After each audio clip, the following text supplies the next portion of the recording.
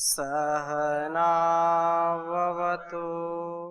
सहनौ भुनक्तु सह वीर्यं कर्वावहै तेजस्विनावधीतमस्तु मा विद्विषावहै। ओम शांति शांति शांति। वैदिक जीवन पद्धति की इस कक्षा में आप सबका हार्दिक स्वागत है, अभिनंदन है। ब्रह्मचर्य का हम स्वाध्याय कर रहे हैं। ब्रह्मचर्य सूक्त में 10 मंत्र हमने पढ़ लिए थे और 11वां मंत्र आज पढ़ेंगे। बहुत ही उत्तम है। 2 अग्नियों के बीच में इसका शीर्षक दिया है और जिसमें त्याग, तपस्या और जीवन को संतुलित बना करके हम यदि जीवन को दिव्यता से भरते हैं तो हमारे जीवन का जो उद्देश्य है और इस जगत में जो मनुष्यता का आधान है, जो दिव्यता का आधान है, उसको हम अपने जीवन में उतार करके अपने राष्ट्र को और अपने आप को कल्याण के मार्ग पर अग्रसरित करते हैं। जब तक हमारा तप, हमारा संयम और हमारा जो जीवन का संतुलन है वो ठीक नहीं होगा तो हम कभी भी ठीक प्रकार से आगे नहीं बढ़ सकते हैं। तो हम 11वें मंत्र का आज स्वाध्याय करेंगे। अर्वागन्या इतो अन्या पृथिव्या।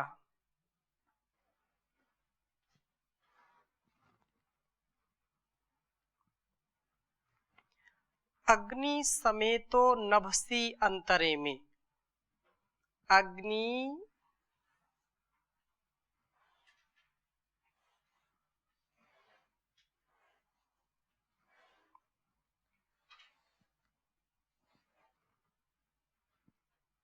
समेतो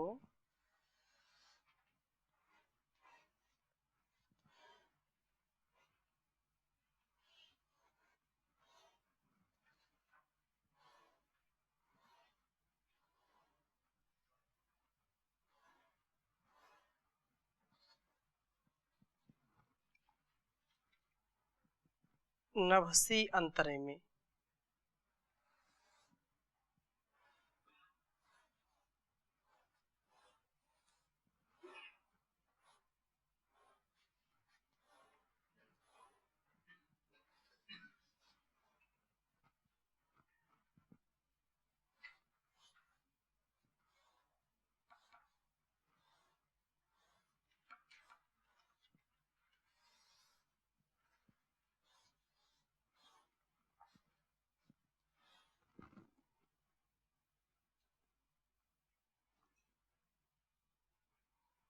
तयोः श्रयन्ते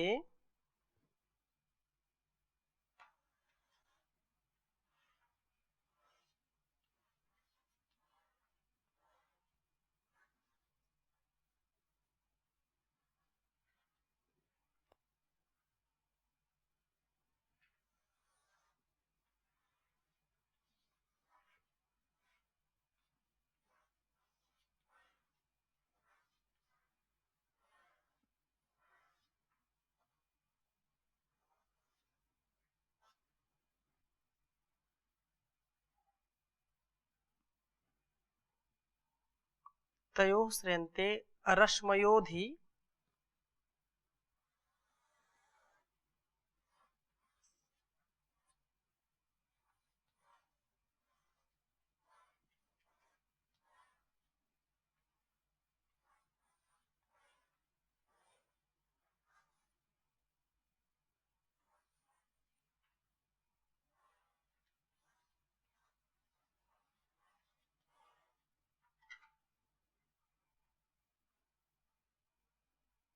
रश्मयोधि दृढ़स्ताना।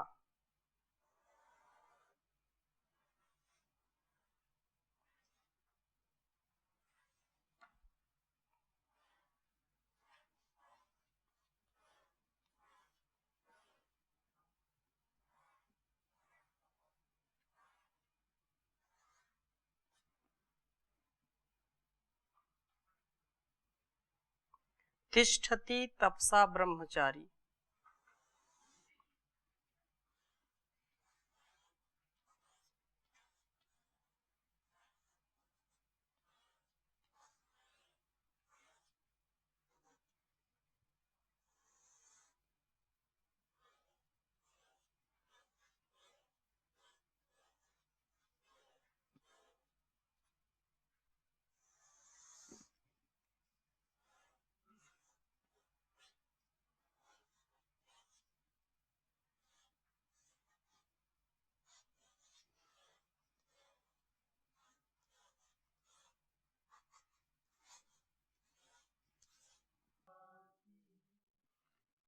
उच्चारण करेंगे। अर्वा गण्या इतो अन्यः पृथिव्याः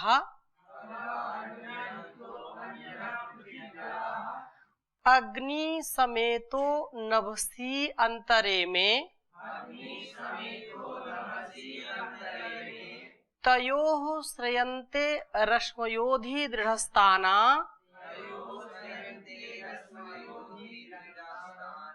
तिष्ठति तपसा ब्रह्मचारी। अर्वा गण्या इतो अन्यः पृथिव्याः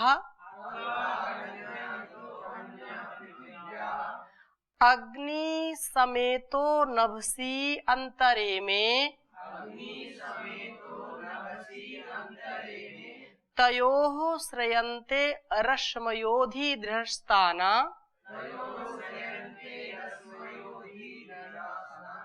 तिष्ठति तपसा ब्रह्मचारी। उत्तम बात कही है। अथर्ववेद का यह ब्रह्मचर्य सूक्त का जो 11वां मंत्र है, मंत्रार्थ करते हुए आचार्य अभयदेव विद्यालंकार लिख रहे हैं। यह जो अर्वाक अन्य, पहले भी हमने पढ़ा था थोड़ा सा, एक अर्वाक इधर की और एक इतः पृथ्वी, इस पर पृथ्वी से परे की अग्नि, दो अग्नियां, इमे नभसी अंतरा, इन दोनों लोकों देव और पृथ्वी के बीच में समेता आती हैं, अर्थात इकट्ठी होती हैं। तयोः उनकी दृढ़ा रश्मया जबरदस्त किरणें अधिश्रयन्ते विरोधी रूप में मिलती हैं, परस्पर टकराती हैं। तान उन किरणों पर ब्रह्मचारी तपसा तप के द्वारा आतिष्ठति आस्थित होता है, अर्थात ठहरता है। जब दो रश्मियां आती हैं तो ब्रह्मचारी उसको आत्मसात करता है, उस रश्मि से, उस तेजोमय प्रकाश से अपने आप को प्रकाशित करता है। क्योंकि बिना प्रकाश के हमारे जीवन में अंधकार होता है, और ब्रह्मचारी उस तप से, त्याग से, जान के उस दिव्य स्वरूप को अपने अंदर धारण करता है। तो यही बात है कि अन्य एक तेजस्विता की अग्नि यहाँ जो नीचे पृथ्वी लोक में है, शरीर रूप में पृथ्वी लोक तेजस्विता की अग्नि से संपन्न है। इता पृथिव्या अन्य, यहाँ पृथ्वी से दूर देवलोक में एक अन्य ज्ञानाग्नि है। एक तो शारीरिक कांति, शारीरिक बल, और दूसरा जो मस्तिष्क का बल है, मस्तिष्क की जो शक्ति है, ज्ञान की जो शक्ति है, इमें ये अग्नि, तेजस्विता व ज्ञान की दो अग्नियां हैं। अग्नि, अग्नि, अग्नयः, द्विवचन है अग्नि का रूप। तो अग्नि, ये जो तेजस्विता और ज्ञान की दो अग्नियां नभसी परस्पर संबंध हुई अंतरा इस पृथ्वी के मध्य में समेता संगत होती हैं, सम्यक प्राप्त होती हैं। तयोः अधि, उन पृथ्वी व देवलोक में दृढ़ा परस्पर मेल से जो है अति प्रबल रश्मियां तेज शक्ति व ज्ञान की किरणें श्रयन्ते आश्रय करती हैं। तान उन रश्मियों को तपसा तप के द्वारा ब्रह्मचारी आतिष्ठति समन्तात रक्षति इति, अर्थात वह समन्तात रक्षित करता है। ब्रह्मचारी तप के द्वारा अपने जीवन में तेजस्विता व ज्ञान की अग्नियों को धारण करता हुआ चमकता है। अनेक प्रकार से हमको समझाने का प्रयास किया जा रहा है कि तप की कितनी बड़ी महिमा है, ज्ञान की कितनी बड़ी महिमा है, ब्रह्मचर्य की कितनी बड़ी महिमा है। इसके बिना जीवन हमारा अच्छा हो ही नहीं सकता है। तो ब्रह्मचारी की तपस्या का वर्णन प्रायः हर एक मंत्र में आया है। जो भी मंत्र हमने अभी तक 10 मंत्र पढ़े हैं उनमें बार बार ब्रह्मचर्य, तप, श्रम, संयम, हर उसमें मंत्र में कुछ ना कुछ संकेत किया गया है। उस तपस्या का स्वरूप क्या है, इस बात का इस मंत्र में जो है चित्रण किया गया है। योग दर्शन के जो है भाष्य में महर्षि वेदव्यास जी तप का लक्षण करते हुए कह रहे हैं कि द्वंद्व सहनम तपः, द्वंद्वों को सहना तप है। जो द्वंद्व सहता है वो समझो तपस्वी होता है, तप करता है। और एक लोक में कहावत है, जो सहता है वही रहता है। जिसके जीवन में सहन शक्ति नहीं है, जो चीजों को सहन नहीं कर पाता है, वो ठहर नहीं पाता है, वो कहीं भी अपना स्थान बना नहीं पाता है। इसलिए सहन करना बहुत बड़ी बात है। तो साधारणतः दुख व कष्ट को सह लेना तप कहलाता है। सन्मार्ग पर चलते हुए जो सामने क्लेश आदि आवे उन्हें प्रसन्नता से सह करके परास्त कर देना। सहन करना ही पड़ेगा। यदि सहन नहीं करेंगे तो हम एक क्षण भी सुखी नहीं रह सकते। हर पल, जैसे गर्मी आई तो गर्मी लगेगी, शरीर है, ठंडी है तो ठंडी लगेगी, लोगों के बीच में है तो कभी कोई सम्मान करेगा, कभी कोई अपमान करेगा, कभी कोई हमको सुखी करेगा, कभी कोई हमको दुखी करेगा। लेकिन हम सुख को भी सहन करें, दुख को भी सहन करें। प्रायः लोग दुख को सहन कर लेते हैं, कोई उपाय नहीं होता तो सहन करना ही उपाय है, लेकिन सुख को सहन नहीं कर पाते। सुख को सहने का तात्पर्य क्या है? हम यदि शारीरिक बल से, जान बल से, धन बल से, जन बल से सबसे अधिक शक्तिशाली हैं, तो उसका हमारे अंदर अहंकार नहीं होना चाहिए। उसमें वो हमको जो शक्ति मिली है, जो विद्या मिली है, जो बुद्धि मिली है, वो परोपकार के लिए उसको लगाएं। उसमें अहंकार ना आए, उसमें दूसरों का सत्कार हो, दूसरों का उपकार हो। ऐसा भाव यदि हम रखेंगे तो उसको सहन करना हो जाता है। जिन लोगों के पास धन नहीं होता है वे दुखी रहते हैं, लेकिन उनको दुखी न होकर के पुरुषार्थ के साथ आगे बढ़ करके जो भी हो सकता है श्रम पूर्वक धन उपार्जन करना चाहिए।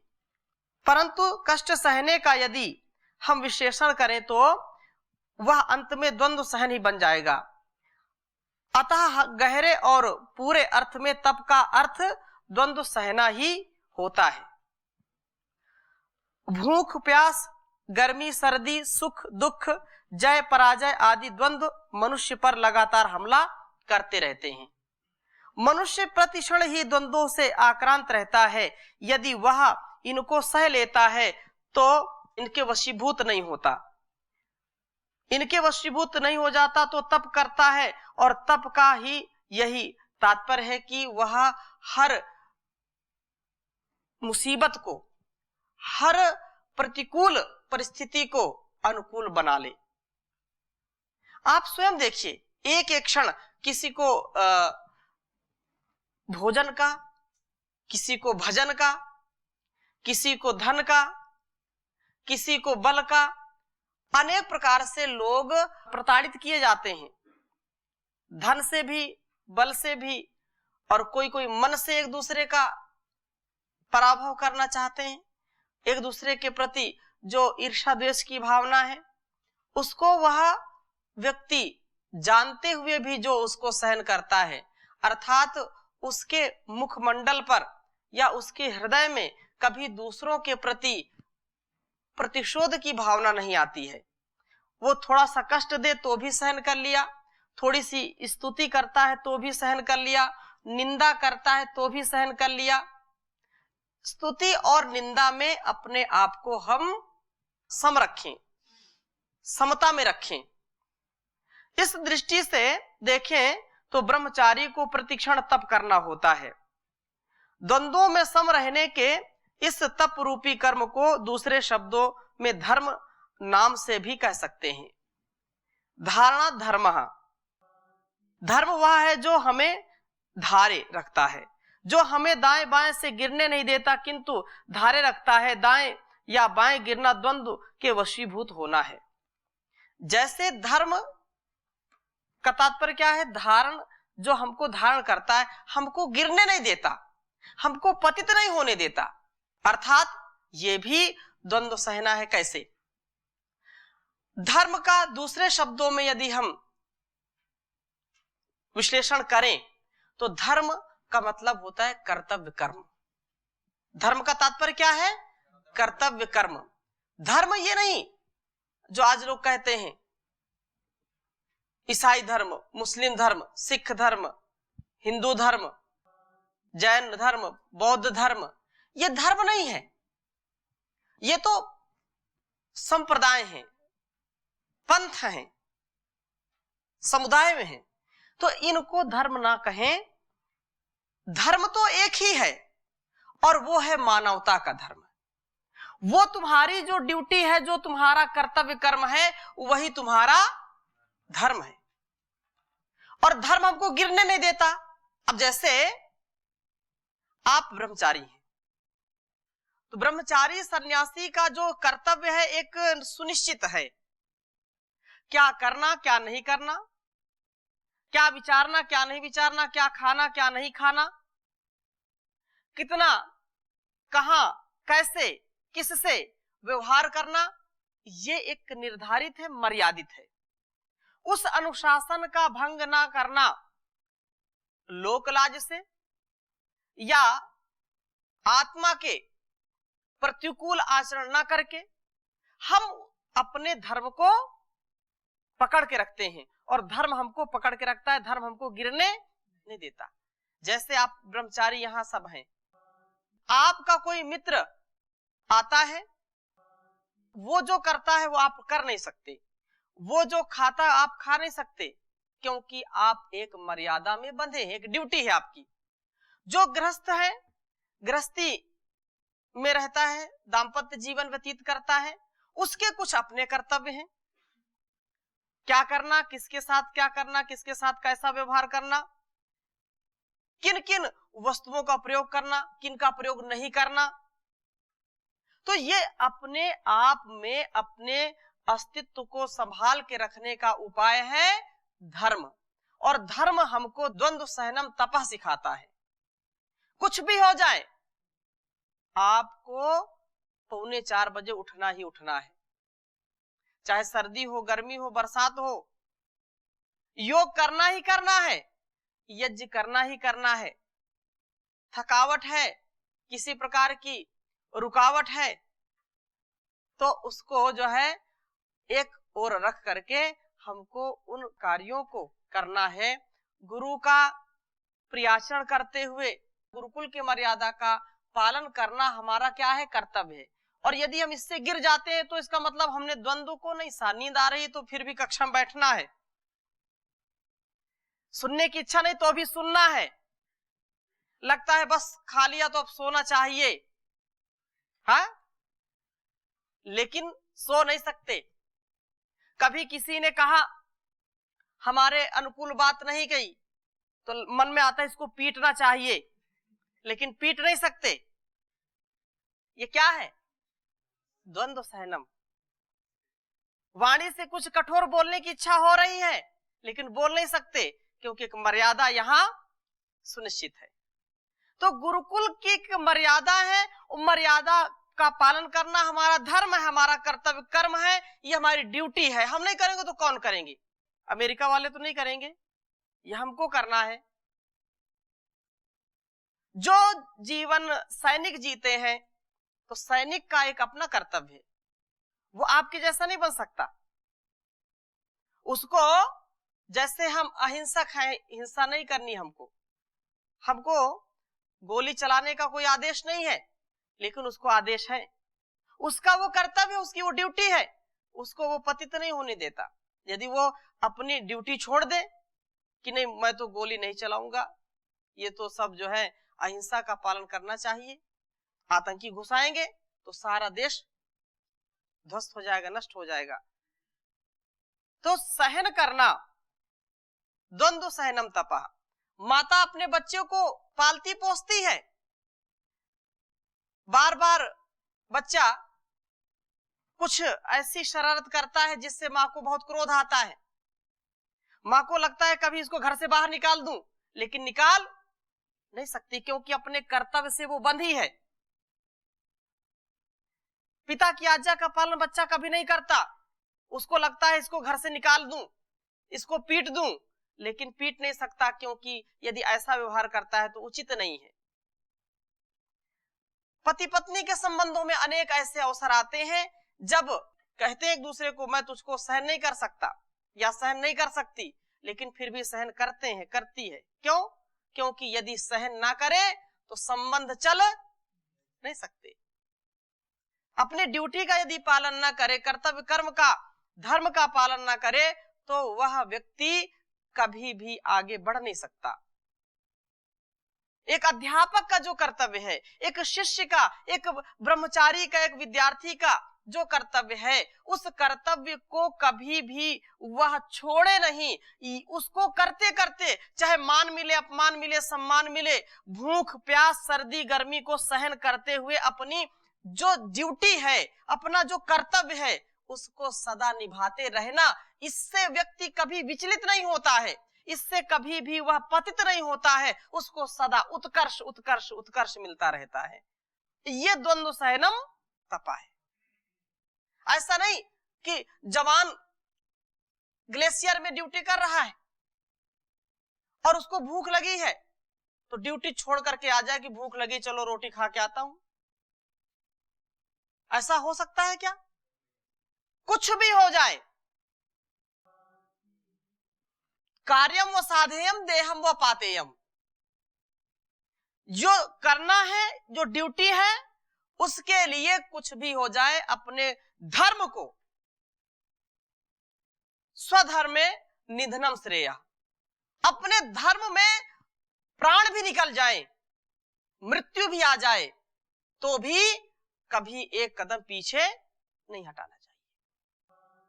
कितने भी द्वंद्व आ जाए, ये एक व्यवहारिक द्वंद्व सहने की मैंने एक बात बताई कि यह जो यहाँ संकेत आचार्य कर रहे हैं कि धर्म हमको गिरने नहीं देता, चारों ओर ऐसे बिल्कुल चारों तरफ, इधर गिरेंगे तो पता चलेगा कि नहीं ये आप गलत कर रहे हैं।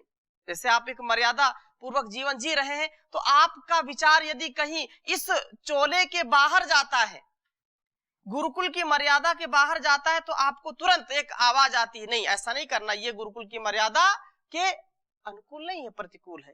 तो ये धर्म है आपका, एक ब्रह्मचारी का जो धर्म है, एक सन्यासी का जो धर्म है, एक गृहस्थ का जो धर्म है, वह व्यक्ति को पतित नहीं होने देता। और ये प्रार्थना आप गाते हैं, वह शक्ति हमें दो दया निधे कर्तव्य मार्ग पर डट जामे, धर्म के मार्ग पर डट जामे, तप के मार्ग पर डट जामे। तो इसी बात को और हम आगे कह रहे, इस दृष्टि से देखें तो ब्रह्मचारी को प्रतिक्षण तप करना होता है। द्वंद्वों में सम रहने की इस तप रूपी कर्म को दूसरे शब्दों में धर्म का नाम दिया है, जो हमें दाएं बाएं से पकड़ के रखता है, गिरने नहीं देता है। परंतु यदि तप नहीं कर सकते, धर्म का पालन नहीं कर सकते, तो जरूर पतन होगा, जरूर गिरेंगे, जरूर गिरेंगे, कोई रोक नहीं सकता।